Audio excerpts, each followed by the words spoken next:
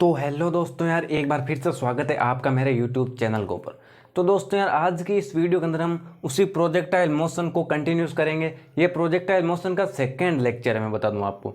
First lecture के अंदर हमने प्रोजेक्टाइल मोशन के बेसिक्स को पढ़े थे, उसके बाद में कुछ फॉर्मूले ड्राइव किए थे एंड उसके बाद में कुछ न्यूमेरिकल किए थे। तो हमने फॉर्मूले कौन कौन से पढ़े थे कि भाई जब किसी प्रोजेक्टर को हम ग्राउंड से किसी एंगल पर फेंकते हैं, एंगल से थ्रोन करते हैं, तो वो वापस ग्राउंड तक आने में कितना टाइम लेगा, जिसको हम बोलते हैं टाइम ऑफ फ्लाइट। उसका फॉर्मूला आया था 2u sin थीटा अपॉन में g। एंड दूसरा, हमने जब प्रोजेक्टर को फेंकेंगे ऊपर तो वो मैक्सिमम हाइट कितनी गेन करेगा, उसका भी फॉर्मूला निकाला था। एंड सेकेंड, भाई बॉल को फेंका हमने तो ग्राउंड से हिट की ना, तो उस टाइम उस ग्राउंड के जहाँ पे हिट की और हम तक जितनी उसकी हॉरिजॉन्टल रेंज थी उसको भी निकालता। इन तीनों के फॉर्मूले निकालते एंड उसके बाद में क्वेश्चन ट्राई किए थे। तो आई होप आप उस लेक्चर को देख कर आए होगे। अगर नहीं देख कर आए हो ना यार, तो मैं डिस्क्रिप्शन में लिंक दे दूंगा, आप सबसे पहले उस वीडियो को देखना। अगर सीधे इस वीडियो को देख रहे हो ना तो समझ में भी नहीं आएगा और टाइम वेस्ट होगा। इसमें टाइम वेस्ट होगा, उससे ज़्यादा बेहतर तो आप उसी वीडियो को देख लेना और उसके बाद में आ जाना, ताकि कुछ समझ में तो आए, टाइम वेस्ट ना जाए। हालांकि वेस्ट नहीं जाएगा, अगर मैं सबसे पहले रिवीजन भी करवा दूंगा कि पिछले लेक्चर में हमने क्या क्या पढ़ा था, लेकिन फिर भी उसको देख कर आना आप, ठीक है ना। तो चलिए लेक्चर की करते हैं शुरुआत। और आज की इस वीडियो के अंदर मैं सब बता दूं कि आज की इस वीडियो के अंदर हम पढ़ेंगे कि जब हम किसी बॉडी को या बॉल को किसी हाइट से, मतलब कि टॉवर से या किसी छत से किसी हाइट से फेंकते हैं, तो क्या क्या प्रोजेक्टाइल मोशन के कंसेप्ट लगेंगे, ठीक है। तो चलते हैं आज के वीडियो में आगे। तो सबसे पहले मैं कुछ पिछला क्वेश्चन था ना पिछले वीडियो के अंदर, उसको बता देता हूँ और उसी को कंटिन्यूस करते हैं। अब पिछले लेक्चर के अंदर जो हमने लास्ट क्वेश्चन किया था ना, वो क्या था कि जैसे हमने ना ग्राउंड से एक बॉल को फेंका 50 मीटर पर सेकेंड की स्पीड से, एंड वह एंगल बना रही थी 37 डिग्री का ग्राउंड से, ठीक है ना। हमको इसका निकालना था velocity vector after 2 second. Velocity vector after 2 second, मतलब कि 2 सेकेंड के बाद में बॉल कहाँ पे पहुंचेगी। जैसे बॉल ऐसा ही मोशन करेगी ना, इसको थोड़ा छोटा बना देता हूं मैं, 50 मीटर पर सेकेंड, तो बॉल तो ऐसे जाएगी ऐसे। तो 2 सेकेंड के बाद में हो सकता है बॉल यहाँ पे पहुंचे, तो यहाँ पे बॉल की जो वेलोसिटी होगी ना, वेलोसिटी वेक्टर का मतलब एक्स डायरेक्शन में वेलोसिटी एंड वाई डायरेक्शन में वेलोसिटी क्या होगी, उसको वेक्टर फॉर्म में निकालना था। एंड उसके बाद में हमको स्पीड निकालनी थी आफ्टर 2 सेकेंड, तो वो हमने निकाल ली थी। तो वेलोसिटी वेक्टर क्या आया था हमारे पास में, 40 आई कैप प्लस 10 जे कैप, ये था वेलोसिटी वेक्टर, पिछले क्वेश्चन का था ये। अब इसी क्वेश्चन के अंदर मैं थोड़ा चेंज कर देता हूं। चेंज क्या करूंगा कि angle, find the angle of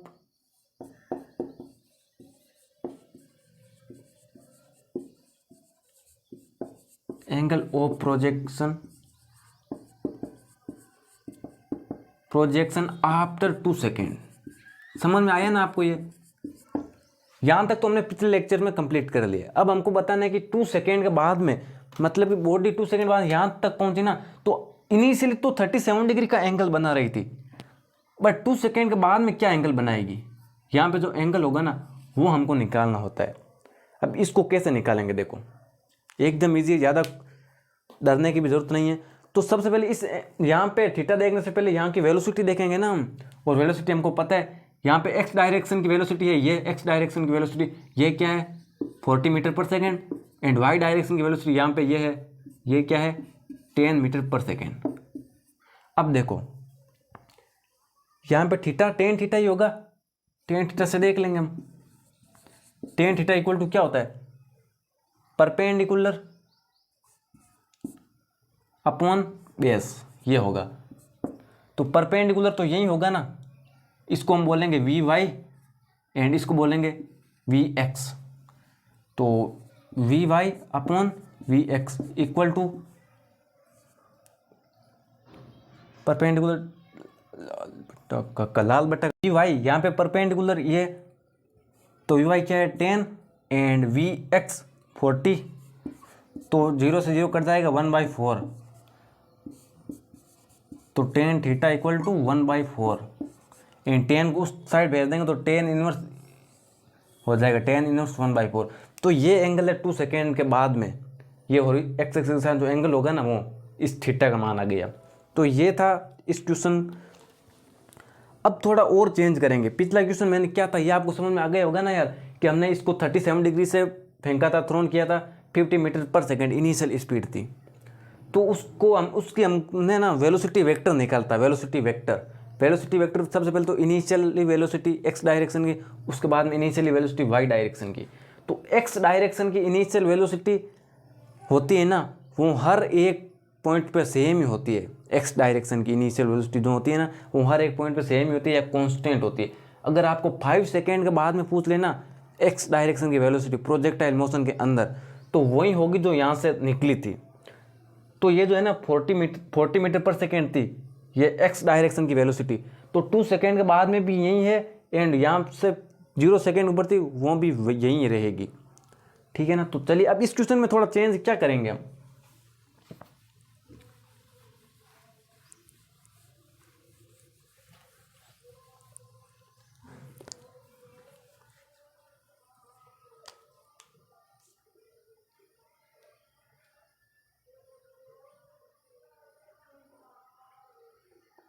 अब देखो ना यार, अब इसके अंदर आपको ये सवाल पूछ सकता है 2 सेकेंड, ये 2 सेकेंड याद रखना, ये बहुत काम की चीज़ है 2 सेकेंड,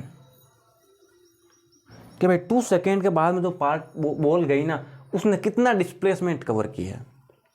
2 सेकेंड के बाद में बॉल ने कितना डिस्प्लेसमेंट कवर किया है।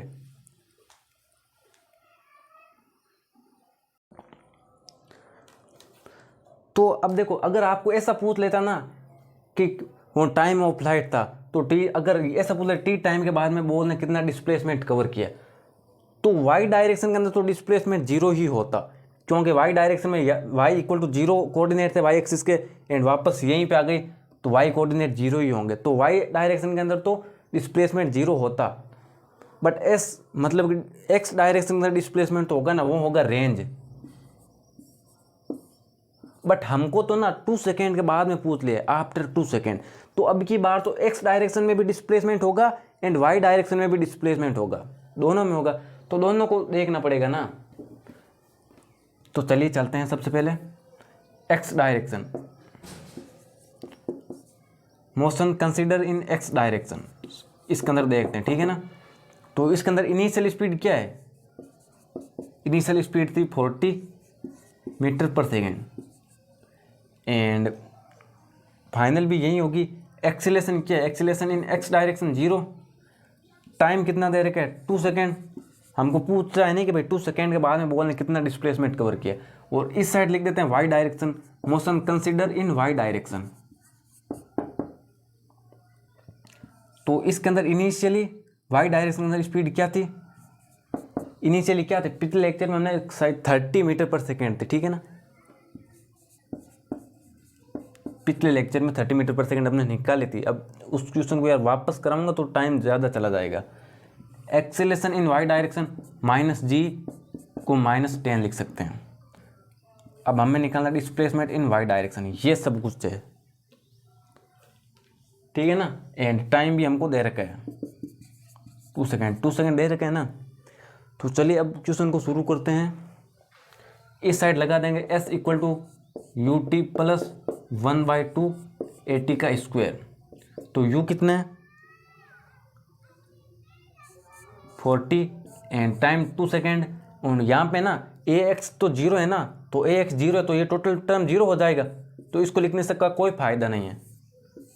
तो sx इक्वल टू 80 मीटर ये आ गया। एंड इस तरफ भी एक बार मैं देख लेता हूँ फ्रेम के अंदर।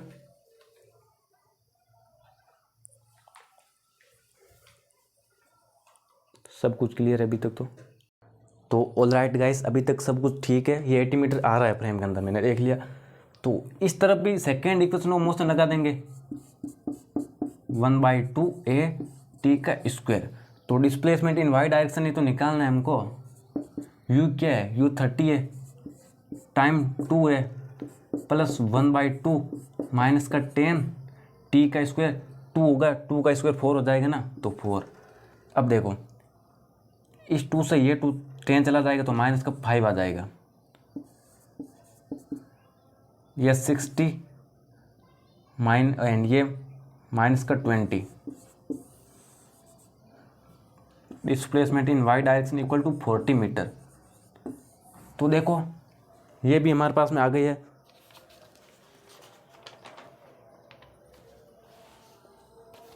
तो ये आ गई है हमारे पास में। हमने यहाँ तक यही था मेन जो करना था ना, यही कि भाई 2 सेकेंड के बाद में एक्स डायरेक्शन का डिस्प्लेसमेंट है वो है 80 मीटर। मतलब कि जो एक्स डायरेक्शन के अंदर बॉडी चली है ना, यहाँ से लेकर बॉडी यहाँ तक है, तो एक्स डायरेक्शन ये जो है ना ये 80 मीटर है, 80 मीटर, ठीक है ना। एंड वाई डायरेक्शन में यहाँ तक 2 सेकेंड में, तो ये चली है ना, ये डिस्टेंस है 40 मीटर। तो ये है, ये कंसेप्ट को समझना, आप क्वेश्चन को मत समझो, क्वेश्चन तो चेंज हो जाएगा, कंसेप्ट सेम ही रहना है। तो चलिए अब हम चलते हैं अगले क्वेश्चन की तरफ।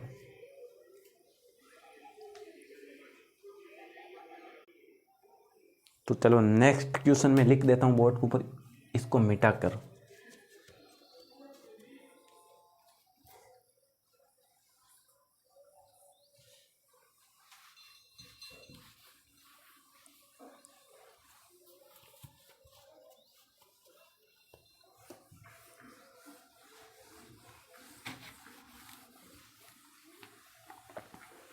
तो नेक्स्ट क्वेश्चन अब क्या है कि देखो क्वेश्चन लिखो आप, फॉर ए प्रोजेक्टाइल मोशन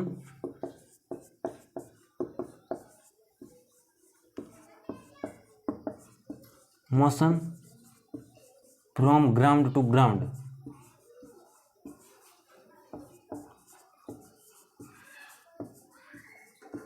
मतलब कि ग्राउंड से बॉल को फेंका एंड ग्राउंड पे ही आई है,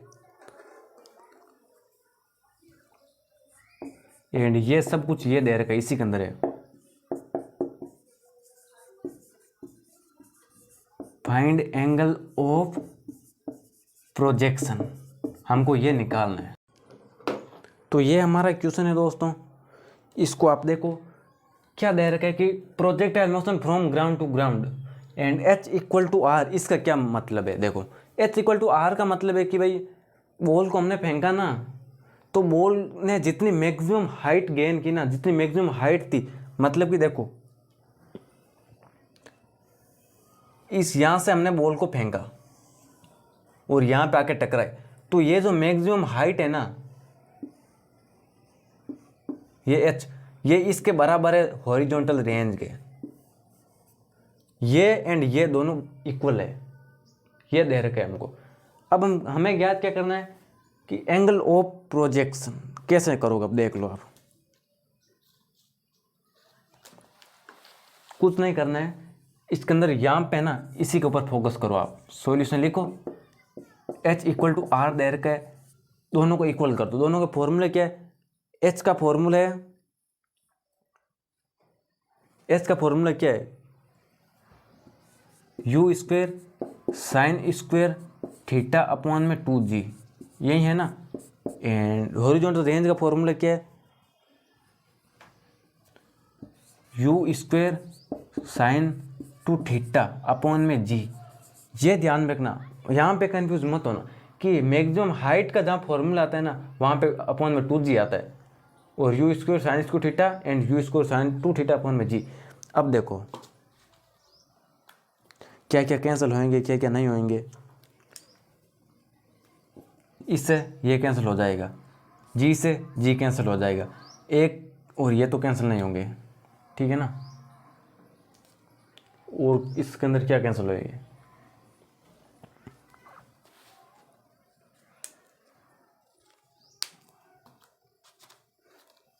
अब इसके अंदर ना इतने ही कैंसिल होंगे। अब चलिए देखो, साइन स्क्वायर थीटा अपॉन में 2 एंड साइन 2 थीटा है ना, इसको हम क्या लिख सकते हैं, 2 साइन थीटा कोस थीटा, यही लिख सकते हैं ना हम इसको, 2 साइन थीटा कोस थीटा। ये मैथ्स के अंदर है फॉर्मूला, आप 11th में ही पढ़ोगे।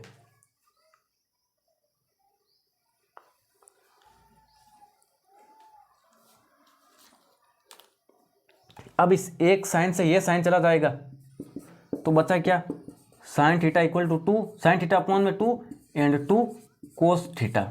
अब यहाँ पे आगे आ जाएंगे, तो देखो sine theta upon cos theta equal to 4, और इसको लिख देंगे टेन थीटा इक्वल टू 4। यहाँ तक समझ में आएगा ना।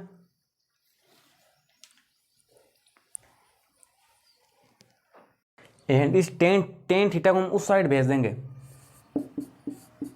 तो टेन इनवर्स 4, ये आपका हमारे पास में एंगल लगा है। इसको ध्यान में भी रखना थोड़ा, जब horizontal range and maximum height दोनों इक्वल हो ना, तो आपका जो एंगल होता है ना वो टेन इनवर्स 4 होता है। इसको फैक्ट के रूप में भी याद में रख लेना आप।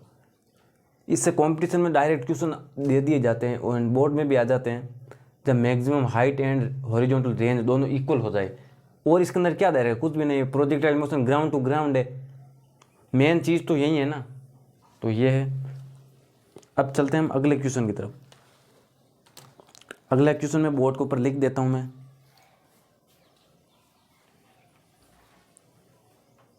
गाइस यार मैंने क्वेश्चन लिख दिया है, इस क्वेश्चन को पढ़ो, एकदम इजी है।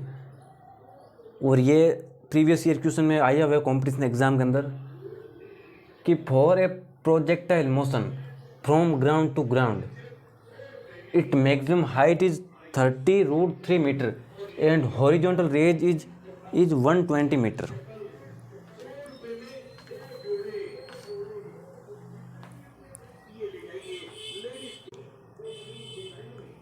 (120 मीटर है horizontal range and angle of projection बताना है।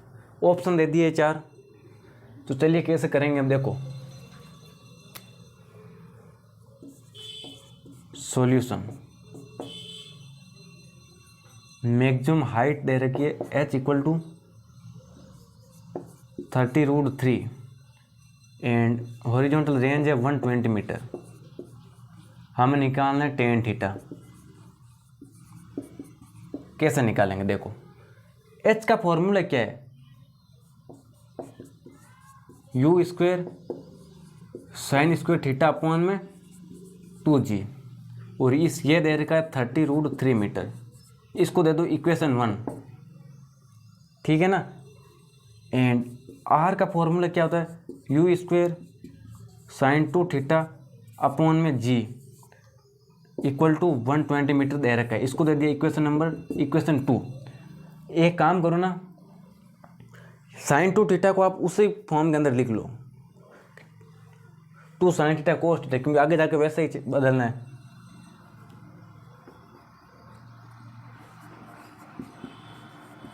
Two sine theta cos theta, बस। अब ये है, अब हमको क्या करना है कि थीटा चाहिए, तो 1 एंड 2 को डिवाइड कर देंगे। इक्वेशन 1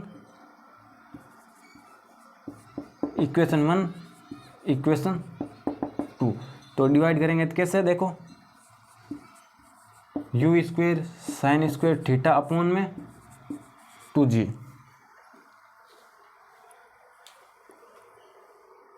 एंड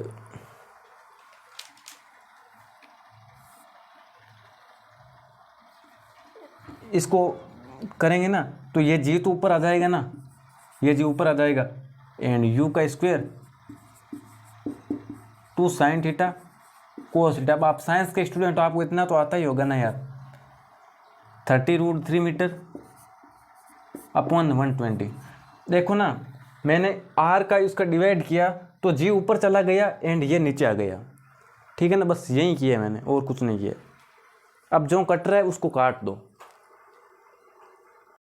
अब देखो कौन कौन कट रहा है इसके अंदर, यू स्क्वायर से यू स्क्वायर गया, जी से जी गया, एक साइन थीटा से ये साइन थीटा चला गया, ये सब जा रहे हैं। अब आगे क्या होगा, देखो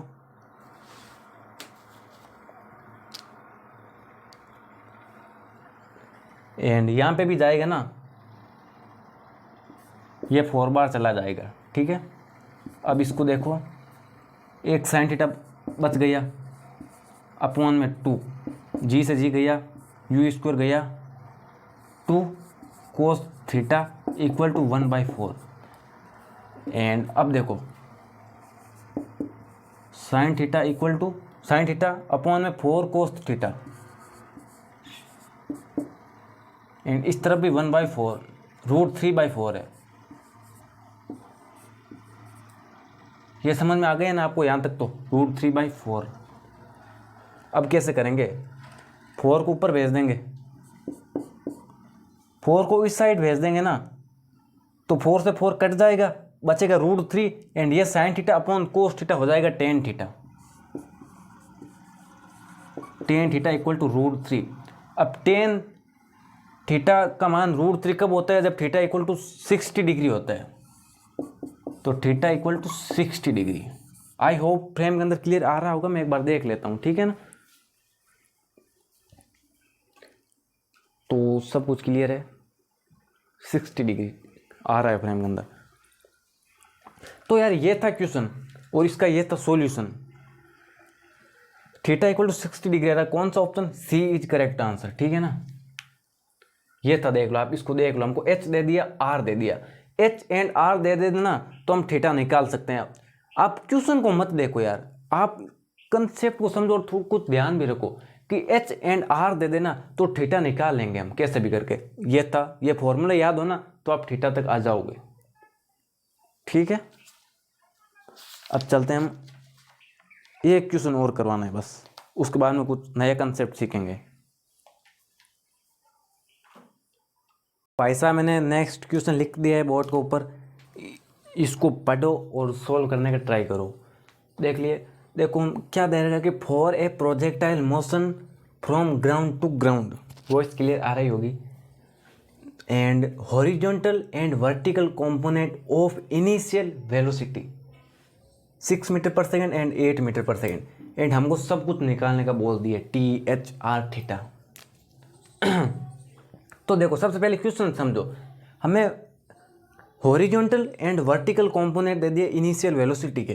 तो मतलब क्या है कि भाई मान लो कि बॉल को v स्पीड से फेंका, या इनिशियल स्पीड बॉल की है u, ठीक है ना। तो इसके कंपोनेंट क्या क्या होंगे? ये तो हॉरिजॉन्टल हो जाएगा, ये इनिशियल हो जाएगा, ये हॉरिजॉन्टल, ये वर्टिकल। तो हॉरिजॉन्टल कंपोनेंट क्या होगा? u cos theta. Vertical component क्या होगा? u sine theta, u sine theta. अब u sine theta and u cos theta हमको दे रखा है कि 6 मीटर पर सेकेंड है हॉरिजॉन्टल कंपोनेंट, वर्टिकल कंपोनेंट है 8 मीटर पर सेकेंड। बस अब सब कुछ है हमारे पास में। अब तो भी आपके मन में कन्फ्यूज़न तो होगा, चलिए वो भी दूर कर देते हैं। टाइम निकाल दें, टाइम का क्या फॉर्मूला होता है? 2u साइन थीटा अपॉन में g। अब देखो 2 का 2, u साइन थीटा हमको दे दिया 8, g को 10 लिख देंगे, तो 16/10, तो टाइम हो जाएगा आपका 1.6 सेकेंड। एकदम इजी था, समझ में आ गई ना। अब वैसे का वैसा ही एच का फॉर्मूला होता है u square sine square theta upon में 2g। ये फॉर्मूला होता है ना एच मैक्सिमम का।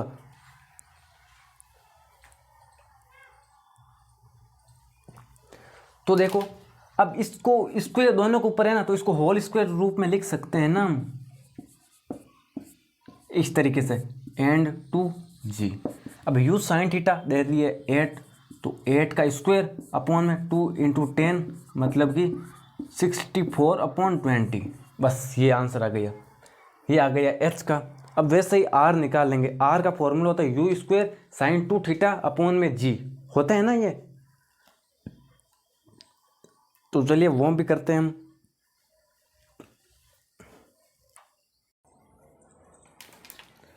तो r का फॉर्मूला क्या होता है? r u square sine 2 theta upon में g।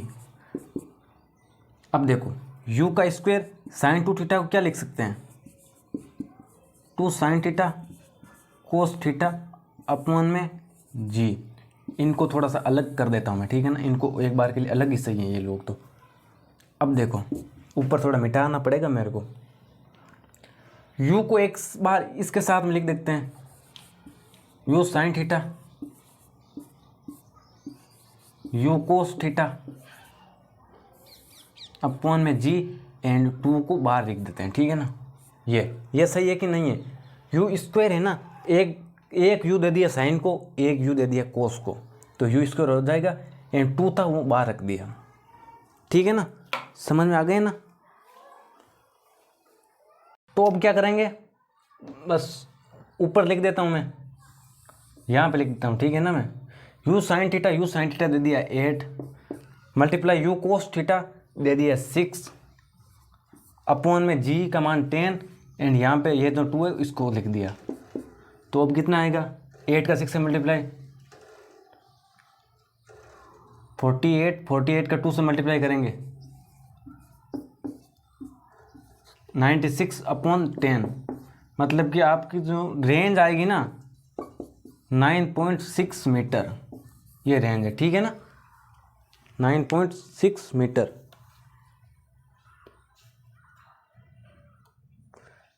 तो ये था यार, एक बार फिर से समझा देता हूँ मैं आपको कि टाइम का फॉर्मूला था 2u साइन थीटा अपॉन में जी। 2 है कांस्टेंट है, u साइन थीटा दे दिया हमको 8 मीटर पर सेकंड, 8 रख दिया, एंड g का मान 10 रख दिया। अब उसके बाद में तो एकदम इजी है। एंड मैक्सिमम हाइट का formula you square sine square theta upon में 2g। तो ये दोनों के ऊपर स्क्वायर, इसको होल स्क्वायर रूप में कर दिया, एंड 2g 8 का स्क्वायर अपॉन 2 मल्टीप्लाई 10 ये कर दिया। एंड r का फॉर्मूला होता है ये होता है, ये सब हमने आगे करते गए तो हमारे पास r भी आ गया। अब हमको निकालना है थीटा निकालना है ना हमको। थीटा मतलब एंगल ऑफ प्रोजेक्शन, और इसके लिए बस सिंपल है एकदम, कुछ नहीं है इसके लिए। क्या सिंपल है,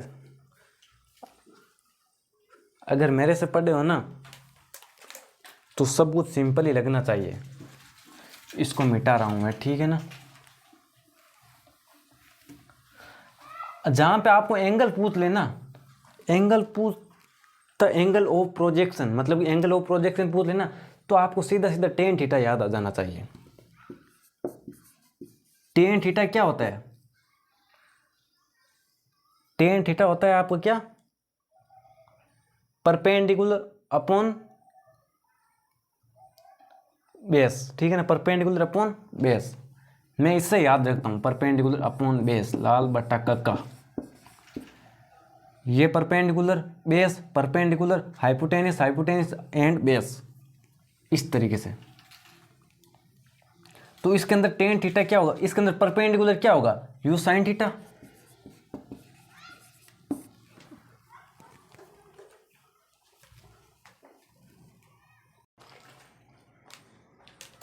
तो परपेंडिकुलर अपॉन बेस, बेस है यू कोस थीटा।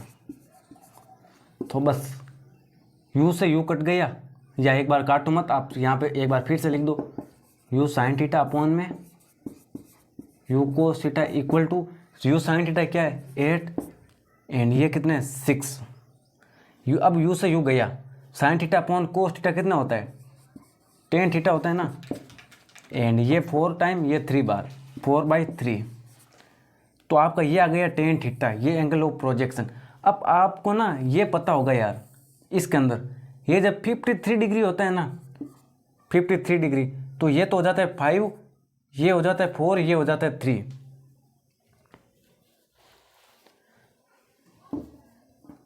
ये होता है 3, ये होता है 4। तो अब इसके अंदर टेन थीटा निकालने का बोल दे, तो टेन थीटा क्या होता है, परपेंडिकुलर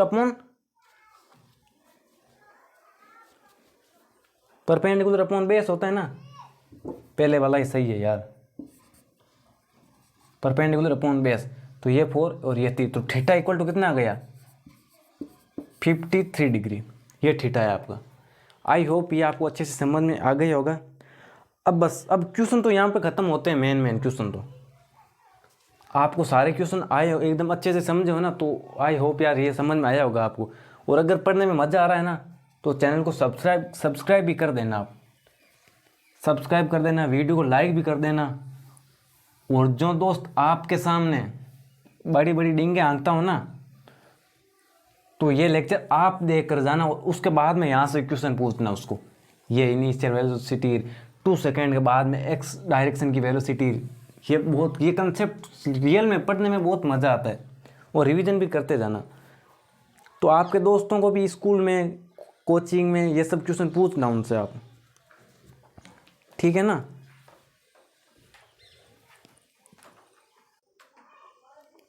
अब नेक्स्ट कंसेप्ट ये है, मैं यहाँ पे नाम लिख देता हूँ, अच्छा सा कंसेप्ट, ठीक है ना, अच्छा सा कंसेप्ट।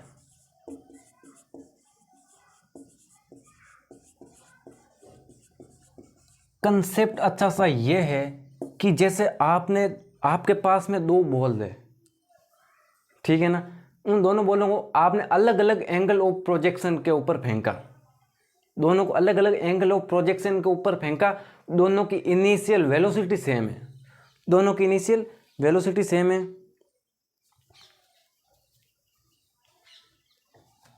एंड दोनों की मैक्सिमम हाइट भी अलग अलग है, दोनों की मैक्सिमम हाइट डिफरेंट है, बट दोनों की जो रेंज होगी ना, तो दोनों प्रोजेक्टाइल मोशन में जो रेंज होगी ना वो डिफरेंट होगी। आपको एग्जांपल देके समझाता हूँ। जैसे मैं देखो, एक बॉल को या बॉडी को फेंका यहाँ से, इसको फेंका थीटा एंगल से, एंड दूसरी बॉल को फेंका यहाँ से, दूसरी को फेंका यहाँ से, इसने भी बनाया जो θ2, इसको एक बार मान लेते θ1 एंड इसको मान लेते θ2। दोनों की जो इनिशियल स्पीड है वो डिफरेंट है, दोनों की मैक्सिमम हाइट है वो भी डिफरेंट है, बट इनके अंदर जो सेम चीज़ है ना वो होगी R, मतलब कि हॉरिजॉन्टल रेंज दोनों की सेम है, दोनों की इनिशियल वेलोसिटी डिफरेंट है, थीटा डिफरेंट है, एंगल ऑफ प्रोजेक्शन डिफरेंट है, मैक्सिमम हाइट डिफरेंट है, बट रेंज सेम है। इसका क्या मतलब, ये कब होगा यार, ये आप बोलोगे ये क्या मतलब है।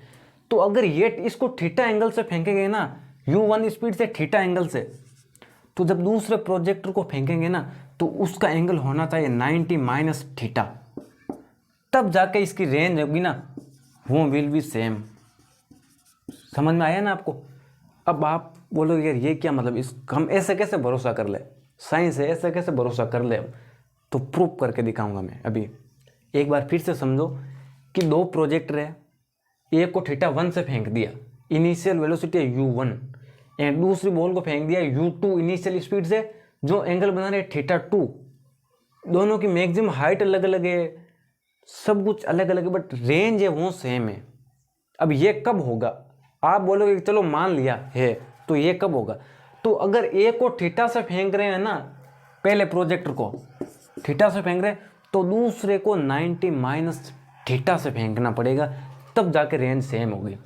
जैसे उदाहरण के लिए मान लो कि पहले प्रोजेक्टर को हमने फेंका 30 डिग्री से, पहले प्रोजेक्टर को फेंका, उसका एंगल ऑफ प्रोजेक्शन है 30 डिग्री, तो सेकेंड का जो एंगल होगा ना वो होगा 90 डिग्री माइनस 30 डिग्री, मतलब कि 60, ये होगा। अब जब सेकेंड प्रोजेक्टर को फेंकेंगे, सेकेंड बॉल को फेंकेंगे ना, तो उसका एंगल 60 डिग्री होगा ना, तब इन दोनों की रेंज होगी ना वो सेम होगी। समझ आ गया। अब जैसे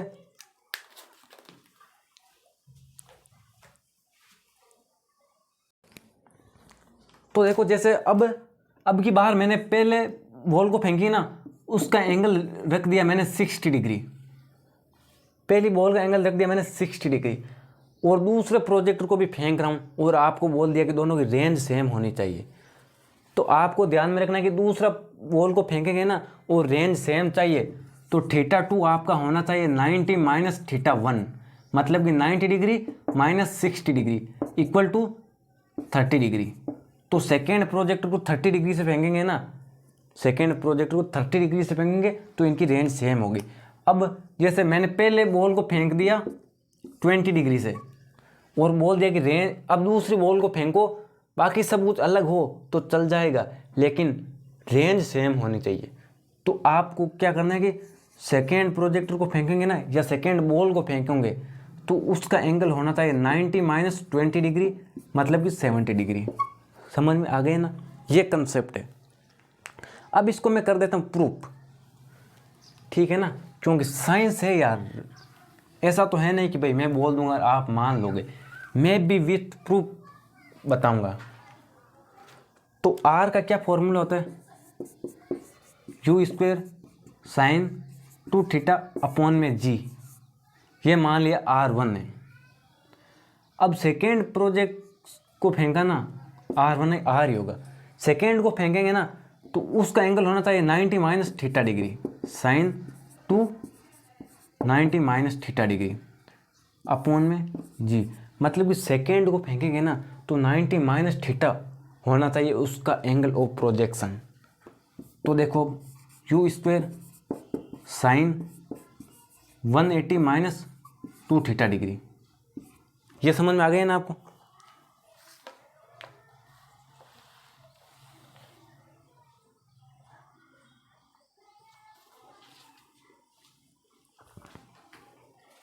अब ये ना, ये मैथ्स के अंदर 11th क्लास मैथ्स के अंदर ट्रिग्नोमेट्री के अंदर आपको समझाया है कि यदि 180 आ जाए ना, मतलब एक्स एक्सिस पे जो था वही होगा, कोई चेंज नहीं होगा।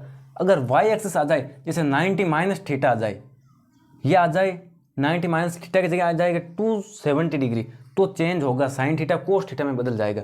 लेकिन यहाँ पे जैसे 0 डिग्री आ जाए, 180 डिग्री आ जाए एंड या 360 डिग्री आ जाए, या और यहाँ पे जितने जितने एंगल आते हैं ना एक्स एक्सिस पे, तो यहाँ पे 180 यहाँ पे ही आएगा, 180 डिग्री यहाँ पे।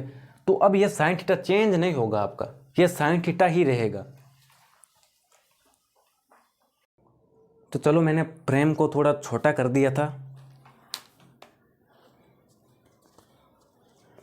तो अब देखो अपॉन में जी, अब इसको मैं यहाँ पे लिख रहा हूँ, ठीक है ना।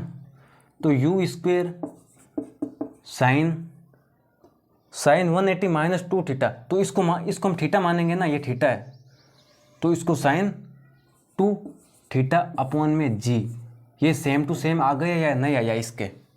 ये पहले बॉल को फेंका एंड जब दूसरी बॉल को फेंका 90 माइनस थीटा से, तो फाइनली जाके सेम ही आया है, देख लो।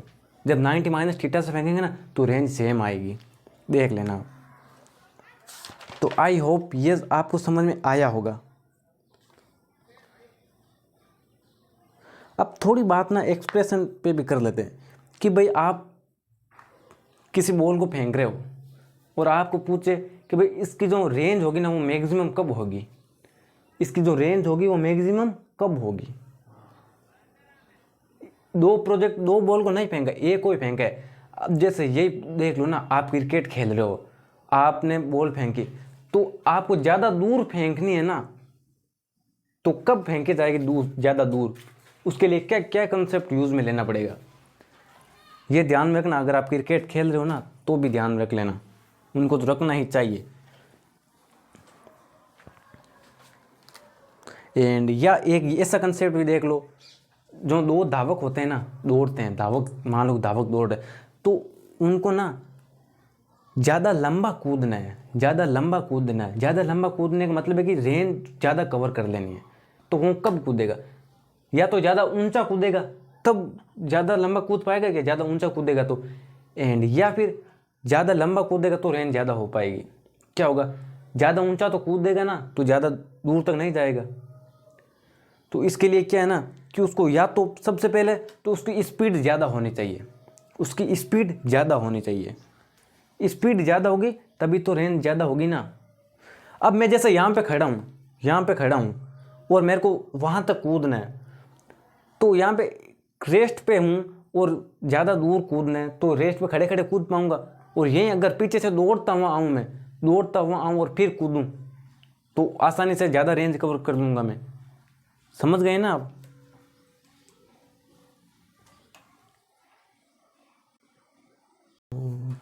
हाय गर्मी।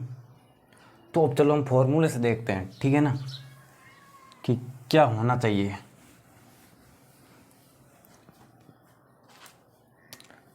जैसे ये यहाँ से मैंने फेंका, ये उसकी हॉरिजॉन्टल रेंज है, ये है थीटा, ठीक है ना।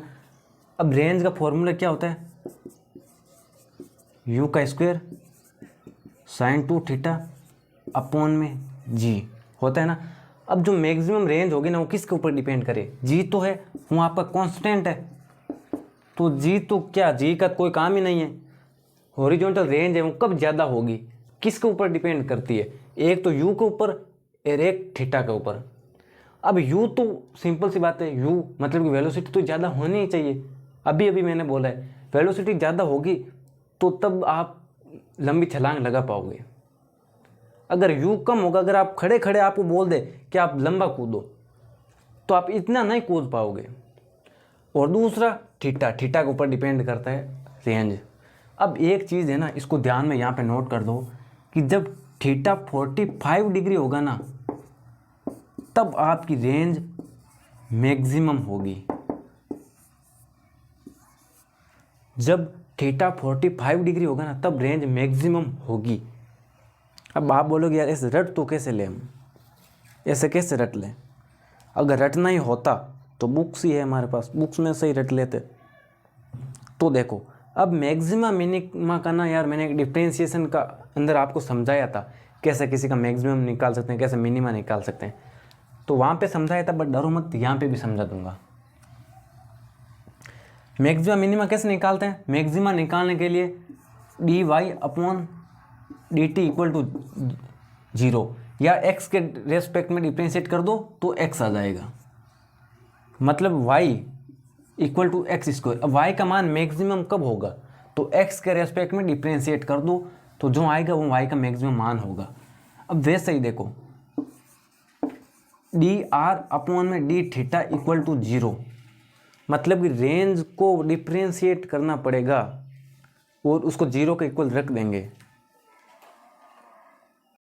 तो बस r का क्या फॉर्मूला था, you square sine 2 theta upon में g, इसको जब डिफ्रेंशिएट कर देंगे हम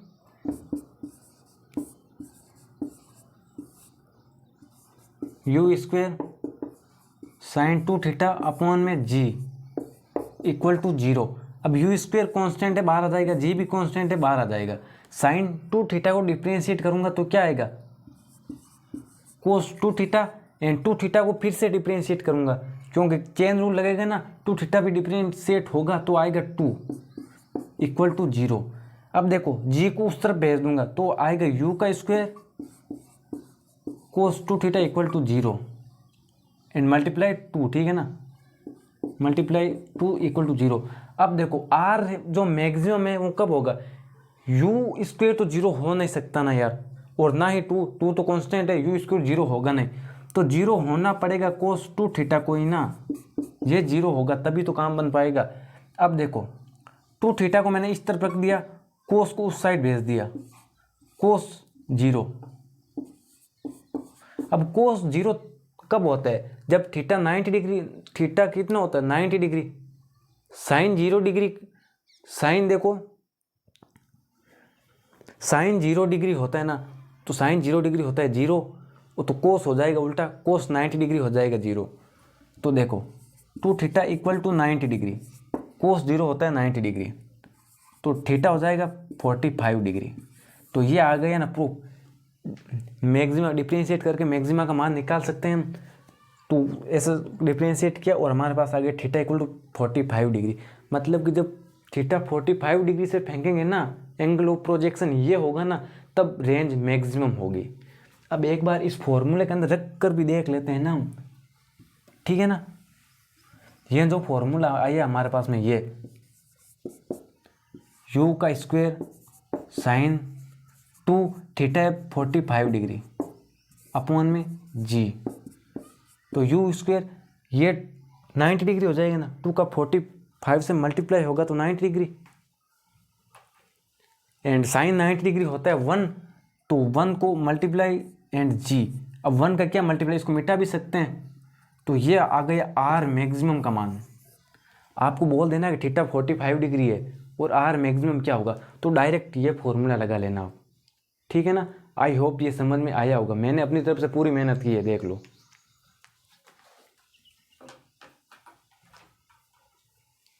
तो इसको लिख लीजिए। तो बस ये था सिंपल सा आर मैक्सिमम निकालने के लिए क्या एंगल होना चाहिए, 45 डिग्री। ठीक है ना, क्योंकि इसको डिफ्रेंशिएट करिए ना, यू स्क्वायर तो आ गया बाहर और जी भी आ गया बाहर, क्योंकि दोनों कांस्टेंट है।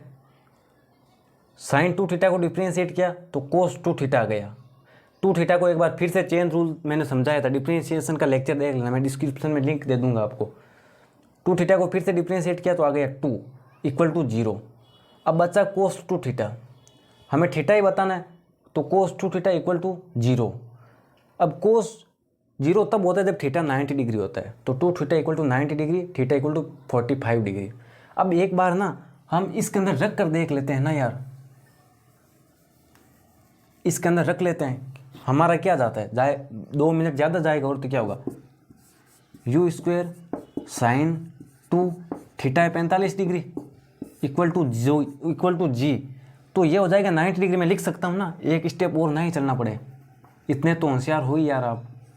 तो 90 डिग्री, साइन 90 डिग्री होता है 1, साइन 90 डिग्री होता है 1, तो u² जी। तो अब देख लो, अगर आपके पास में u है और आपको मैक्सिमम आर मैक्सिमम पूछ ले, तो बस ये सिंपल एक फॉर्मूला है, फैक्ट, इसको याद में रख लो, u² जी। ठीक है ना। तो यार ये था आज का लेक्चर। अगर आपको समझ में आ जाए ना, तो आप मेरे वीडियो को यार लाइक कर देना और चैनल को सब्सक्राइब कर देना, और फिर मिलेंगे अगले वीडियो के अंदर। तब तक के लिए लेते हैं विदा। ठीक है ना, ओके, ठीक है तो फिर